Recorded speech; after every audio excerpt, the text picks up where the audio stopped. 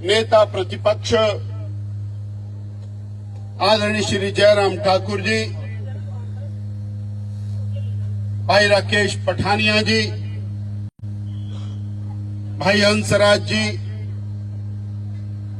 भाई डीएस ठाकुर जी, विक्रम जरियाल जी, राजेश ठाकुर जी। अब ये विधायक और पूर्व विधायकों का एक बड़ा कारवां यहां पर है। अनेक अनेक इलाके के नेतागण यहां पर मौजूद हैं और सामान्य जनमानस जिनके दिल को ठेस पहुंची है, ऐसी बड़ी संख्या यहां पर मौजूद है। आप सब लोग मनोहर को न्याय दिलाने के लिए यहां पर आए हैं। मैं आप सब लोगों को नमन करता हूं और वो जो दिवंगत मनोहर है उसकी आत्मा की शांति के लिए भी प्रार्थना करता हूं। शायद हिमाचल प्रदेश में किसी भी व्यक्ति ने ये कल्पना नहीं की होगी कि एक 20, 22, 25 साल का युवक, अकेला युवक जिसके माता पिता बूढ़े हैं, बहनों की शादी हो गई है, दलित परिवार का वो युवक, उसकी जघन्य हत्या हो जाएगी। और ऐसा तो शायद कोई कर नहीं सकता कि उसके जिस्म के, उसके शरीर के टुकड़े टुकड़े करके और खाले नाले में डाल दिया जाए। हार्ट रेंडिंग है, शब्दों में बयां नहीं किया जा सकता। मेरी देवभूमि, मेरी वीर भूमि, हर कदम पर देवी देवता विराजमान जहां पर है, हमारे यहाँ के लोग भी शांति प्रिय देवी देवताओं के समान है। वीर भूमि मेरा व्यक्ति सेना में जाकर के और बॉर्डर के ऊपर देश की रक्षा के लिए बलिदान होने में गौरव समझता है। उस प्रांत में, उस दूर दराज इलाके में ये जघन्य हत्याकांड होता है। इसने हमारी आत्मा को बहुत बहुत झकझोर कर रख दिया। पूरा देश स्तब्ध है, शब्द ढूंढने को नहीं मिलते।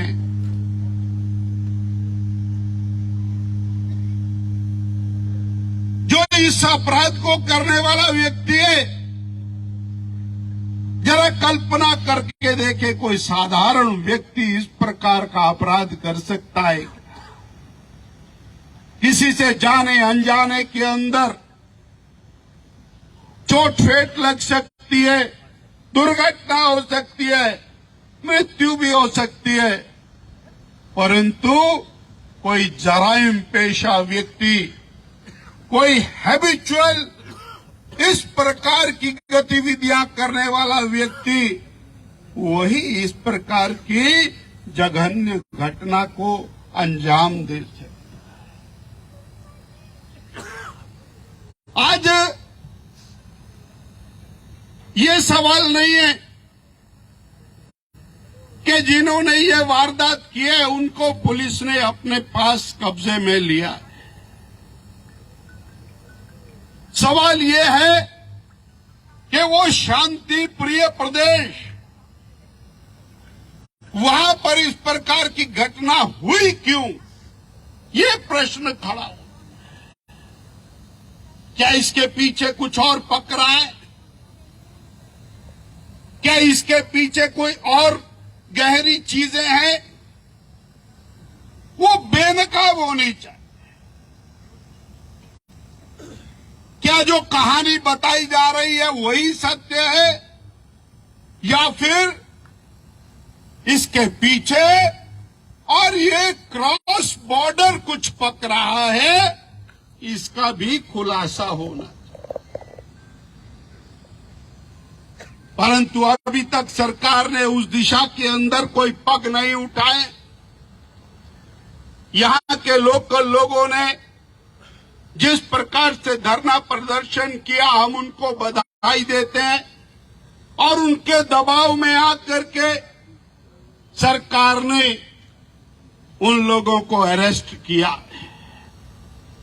बहुत सारे लोग उनको बचाने की फिराक में दिखाई दे रहे थे। ये आम जनमानस की टॉक ऑफ द टंग बना। जैसा हमारे भाई पूर्व डिप्टी स्पीकर साहब ने कहा, अतीक अहमद की तरह का कोई माफिया सरगना तो यहां काम नहीं कर रहा। इस बारे में बहुत बड़ी जांच की गहराई के साथ जरूरत है और हिमाचल सरकार को ये बात कान खोल कर सुन लेनी चाहिए कि जो भी कोई इस प्रकार की घटना है, इसके पीछे कुछ ऐसी चीजें हैं जो सालों साल से शायद तैयार हो रही होंगी, या फिर जो नाजायज कब्जों की बात कर रहे हैं। ये सारी चीजें एक मुश्त बाहर आनी चाहिए ताकि इसके बाद दोबारा से हिमाचल की धरती के ऊपर कोई मनोहर ना हो, कोई मनोहर जैसा कुकृत्य जैसा मनोहर के साथ किया है ऐसा कोई सोच भी ना सके। हिमाचल सरकार मुर्दाबाद, मुर्दाबाद मुर्दाबाद, हिमाचल सरकार मुर्दाबाद, मुर्दाबाद मुर्दाबाद। हमारा लक्ष्य, भारतीय जनता पार्टी का लक्ष्य कोई किसी प्रकार से एनार्की क्रिएट करना नहीं है, ये मैं पूरी तरह से बता देना चाहता हूं। भारतीय जनता पार्टी देश की जिम्मेवार पार्टी है और अगर जो हमने वहां परिवार से मिलने जाने का निर्णय किया है तो वो इसीलिए किया है, उस परिवार के प्रति एक संवेदना व्यक्त करते हुए हम स्थानीय लोगों का और मनोबल बढ़ाते हुए इस नियत के साथ उस परिवार से मिलने के लिए आए। हम प्रशासन के साथ खड़े हैं, जांच करती है सरकार, हम जांच के साथ खड़े हैं, परंतु एसआईटी की बात वो कतई मंजूर नहीं। माननीय पूर्व मुख्यमंत्री जी अपनी बात को रखेंगे। हम तो आज उस परिवार के साथ संवेदनाएं साझा करने के लिए आए हैं और उस नाते हम यहां पर आए। आप सब लोग यहां एकत्र हुए, हमें मालूम नहीं था कि यहां पर इस प्रकार से बड़ी संख्या में हमारे भाई बहन आए हैं जो उस परिवार से मिलना चाहते हैं, उस परिवार को और अपनी संवेदनाएं व्यक्त करने जाना चाहते हैं। हम वहां जाकर के संवेदनाएं व्यक्त करके वापिस जाएंगे। और एक बात हम सरकार से कह देना चाहते हैं कि जिस प्रकार से यहां पर 3 या 4 दिन तक विरोधियों को शेल्टर, जो ऐसे और जराइम पेशा लोग हैं उनको शेल्टर देने का जो काम हुआ है, उस सरकार की जो जांच है उसकी निष्पक्षता के ऊपर एक सवाल तो खड़ा हो गया है। इसलिए माननीय पूर्व मुख्यमंत्री जी ने कल जो प्रेस कॉन्फ्रेंस के अंदर मांग की, भारतीय जनता पार्टी उस मांग का समर्थन करती है और ये जांच एनआईए के माध्यम से हो, ये हमारा दोबारा से और ये आग्रह है। इसको माननीय पूर्व मुख्यमंत्री जी कहेंगे। भाजपा अपने स्टैंड को यहाँ पर मीडिया के सामने क्लियर करती है। भारतीय जनता पार्टी जिंदाबाद। हम बिल्कुल शांति प्रिय तरीके से वहां जाना चाहते हैं। कोई भी व्यक्ति जो अशांति फैलाना चाहता है वो हमारे साथ ना आए। जो कोई गड़बड़ करना चाहता है वो हमारे साथ ना आए। हमारा लक्ष्य सिर्फ वहां जाना, उन बूढ़े माता पिता को, उन निरीह बहनों को मिलना, संवेदना व्यक्त करना, इतना ही लक्ष्य है। कोई भी गलत नीयत से यहां से ना जाए, ये मैं बिल्कुल स्पष्ट कह देना चाहता हूं। और एक माननीय पूर्व मुख्यमंत्री जी, नेता प्रतिपक्ष, मेरा ये कहना है कि बूढ़े माँ बाप का एकमात्र सहारा वो भगवान को प्यारा हो गया,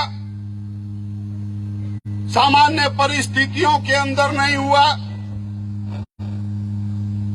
ये सबको विदित। ऐसे में मुझे मालूम हुआ कि यहाँ समाज के लोग उस परिवार की मदद करने के लिए कुछ धनराशि भी एकत्र कर रहे हैं। अलबत्ता किसी भी धनराशि से कोई बेटा मनोहर वापस नहीं आने वाला, परंतु माता पिता की थोड़ी बहुत मदद हो जाए, इस नाते भारतीय जनता पार्टी की ओर से कुछ राशि उस परिवार को दी जाए, ऐसा मेरा आपसे आग्रह है।